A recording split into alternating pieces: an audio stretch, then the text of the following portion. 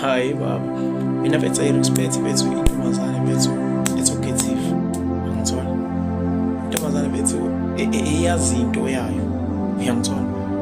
Intombazane mfethu ebekayo into yayo njengoba injalo. Yizo loo nto mfethu.